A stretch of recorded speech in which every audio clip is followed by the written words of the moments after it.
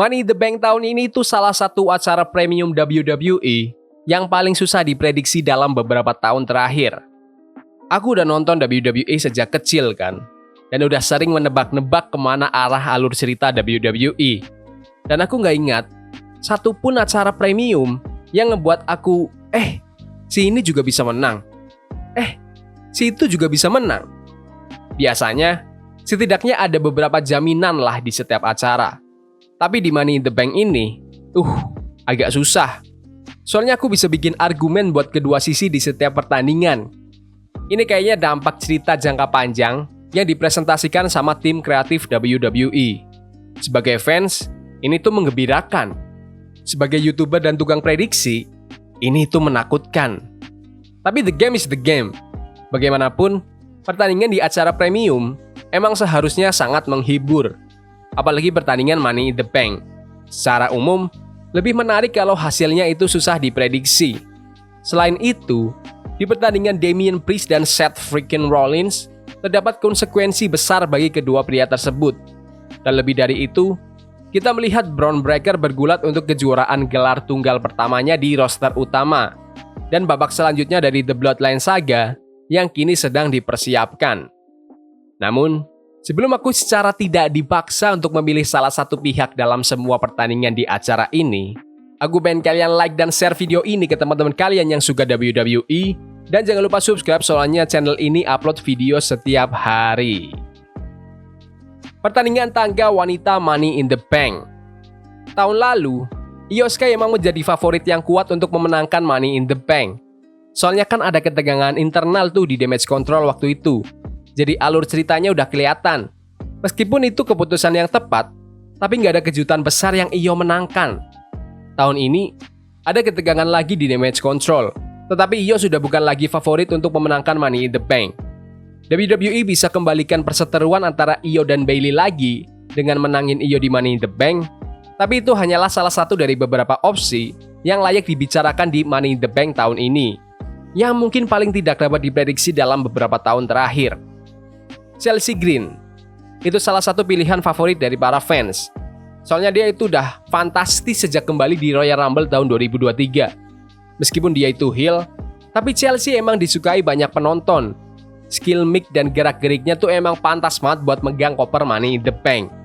Tapi Chelsea itu kebanyakan kalah sejak balik lagi di WWE. Jadi susah buat bayangin dia jadi juara dunia. Tapi mungkin bisa juga jadi superstar wanita pertama yang gagal cairkan kontrak Money in the Bank. Mungkin bisa gitu. Tapi yang lebih mungkin lagi, Tiffany Stratton. Dia itu bisa dibilang sebagai pegulat wanita NXT paling berbakat sejak Bianca Belair dan Rhea Ripley. Dan kita udah pengen lihat dia punya momen besar. Money in the Bank udah lama jadi konsep yang ngebangun bintang-bintang baru.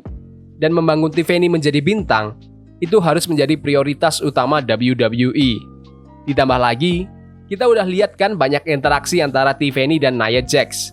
Dan mengingat Nia akan melawan Bayley untuk memperebutkan gelar di SummerSlam, ada Tiffany yang memegang koper akan menambah dimensi yang menyenangkan di hubungan mereka berdua. Mungkin mereka bisa lakuin itu. Atau mungkin lagi, ini akhirnya saat mereka berinvestasi ke Naomi. Naomi udah konsisten muncul di TV sejak balik lagi ke WWE. Tetapi dia emang gak pernah merasa di level acara utama. Mungkin inilah saatnya WWE putuskan untuk benar-benar nge-push Naomi. Atau bisa juga WWE lebih berinvestasi ke Lyra Valkyria. Dia kemarin berhasil capai final di turnamen Queen of the Ring loh. Dan saat ini lagi berseteru sama Damage Control. Dia emang perlu sedikit lebih karismatik di mikrofon, tapi promo dia udah bagus kok. Dan selalu tampil luar biasa di atas ring. Atau mungkin kita akan bisa disurprisein yang benar-benar surprise, yaitu Zoey Stark. Kayaknya nggak mungkin sih, soalnya dia emang nggak pernah di-push lagi sejak Trish Stratus pergi kan. Tapi aku bisa lihat Zoey jadi juara dunia kok. Jadi Zoey menang Money in the Bank juga mungkin terjadi. Mendapatkan kejutan yang sebenarnya dan itu adalah Zoey Stark. Tuh kan, semua yang ikut tuh bisa menang semua. Tapi prediksiku tetap ke Tiffany Stratton. Bakal fun banget lihat dia bawa-bawa koper, apalagi kopernya warna pink. Terus potensi Tiffany hianatin Nia Jax juga momen yang besar.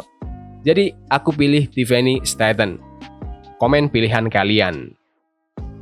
Sami Zayn lawan Bron Breakker untuk kejuaraan Intercontinental WWE. Aku nggak begitu yakin sih rencana awalnya tuh apa di pertandingan ini. Sheamus, Ludwig Kaiser, dan Bron Breakker semuanya berseteru kan, dan emang lagi bangun sesuatu yang cukup fun yang berhubungan ke kejuaraan interkontinentalnya Sami Zayn.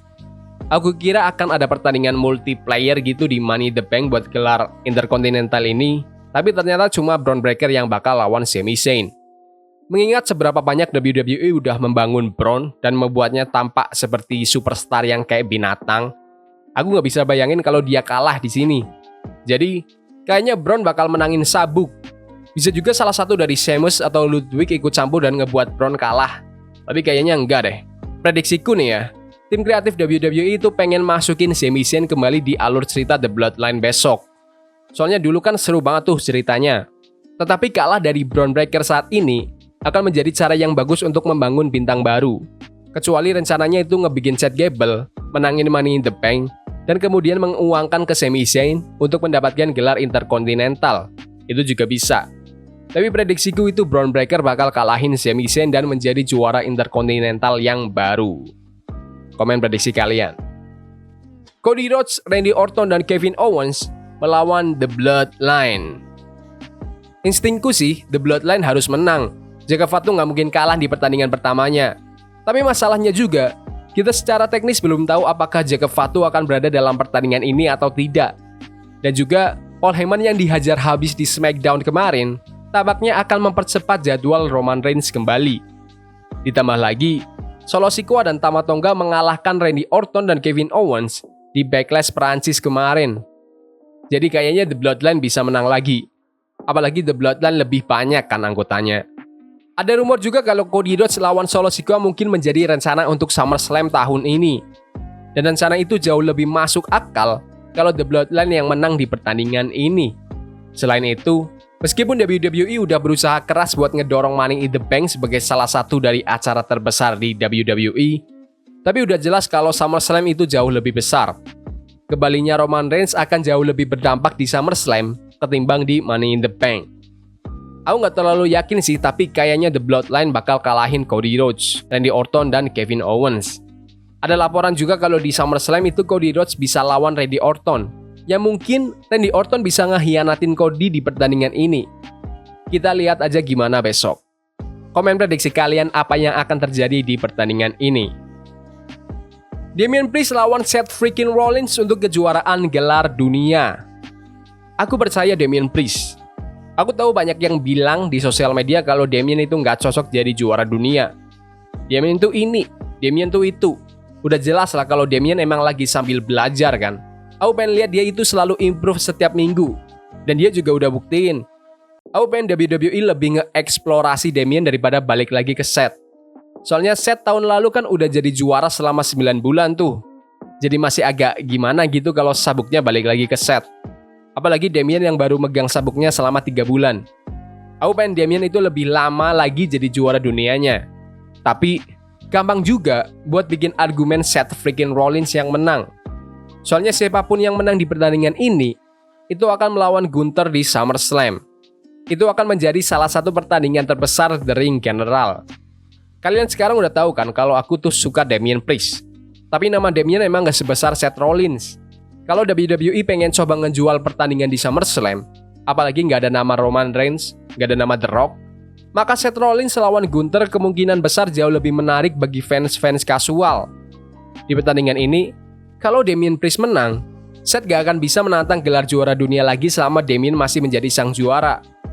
Tapi kalau Seth Rollins menang, Damian harus keluar dari Judgment Day. Di antara drama Liv, Rhea, dan Dominic, apalagi Finn dan Damian yang udah gak akur, kelihatannya Judgment Day, walaupun lagi pegang banyak gelar, udah mulai runtuh. Ada banyak hal yang bisa dieksplorasi di sana, dan kekalahan Damian Priest akan benar-benar mempercepat semua drama itu. Tetapi menurutku itu terlalu cepat sih. Apalagi Rhea Ripley yang bahkan belum pulih dari cedera. Nih, udah jelas Gunther yang bakal menang di SummerSlam kan? Jadi kalau Seth Rollins kalah di pertandingan besok, kemungkinan besar Seth bisa menantang sabuk itu lagi dalam beberapa bulan ke depan. Jadi, aku pilih Damian Priest untuk kalahkan Seth freaking Rollins di Money in the Bank besok. Komen menurut kalian siapa yang akan menang di pertandingan ini. Lanjut ke pertandingan tangga Money in the Bank. Oke, kita hapus orang-orang yang udah jelas nggak akan menang. Carmelo Hayes. Aku yakin dia punya masa depan yang sangat cerah, tapi dia masih belum punya momentum, walaupun potensinya emang luar biasa. Andrade. Dia emang salah satu perpaduan terbaik antara kekuatan dan atletisme di WWE. Dia sangat karismatik juga. Cuma kita belum lihat cukup banyak, alur ceritanya ngebuat ini tampak meyakinkan. Dan yang selanjutnya, LA Knight. Tunggu, aku jelasin dulu. Dia emang salah satu pilihan favorit kan? Tapi kayaknya dia itu udah dijadwalin bakal lawan Logan Paul di SummerSlam. Dan kayaknya bakal jadi juara Amerika Serikat yang baru. Jadi kayaknya LA Knight gak akan menangin Money in the Bank. Sisanya siapa nih? Jey Uso, Chad Gable, sama Drew McIntyre. Jey Uso. Dia kemarin barusan kalah lawan juara dunia Damien Priest di Backlash Prancis. Dia juga sebelumnya kalah sama Gunther di turnamen King of the Ring. Jadi walaupun emang para fans sekarang tuh lagi suka banget sama Jey Uso, tapi kayaknya aku nggak bisa lihat kalau Jey bakal benar-benar berhasil bawa koper itu. Sekarang tinggal Chad Gable dan Drew McIntyre. Udah dirumorkan kan kalau si Empang akan muncul dan ngebuat Drew McIntyre kalah. Artinya itu akan menjadi perubahan yang fantastis jika ternyata Drew McIntyre yang menang. Itu akan menciptakan dinamika yang sangat menarik di sekitar SummerSlam. Karena akan ada ancaman pencairan kontrak di pertandingan Gunther melawan Damien Priest atau Seth freaking Rollins.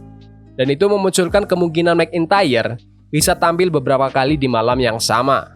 Itu pasti cara yang paling menguntungkan dan paling relevan untuk menggunakan Money in the Bank tahun ini.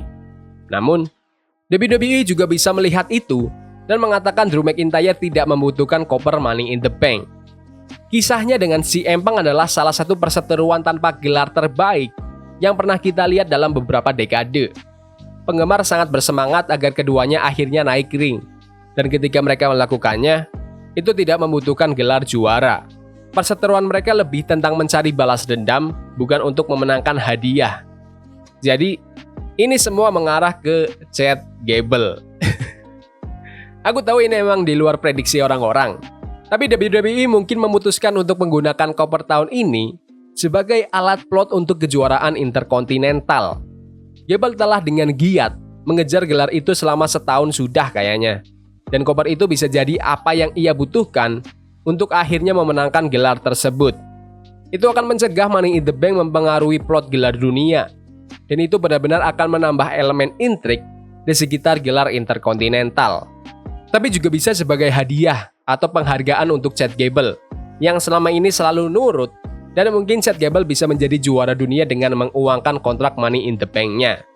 Jadi, prediksiku itu Chad Gable akan memenangkan pertandingan Money in the Bank. Menurut kalian, siapa nih yang akan menang? Komen semua prediksi kalian sekarang di kolom komentar. Jadi gitu aja video prediksi hari ini. Jangan lupa like dan subscribe ke channel ini karena aku pengen 3000 subscriber di bulan ini. Tolong bantu. Yes boy, see you.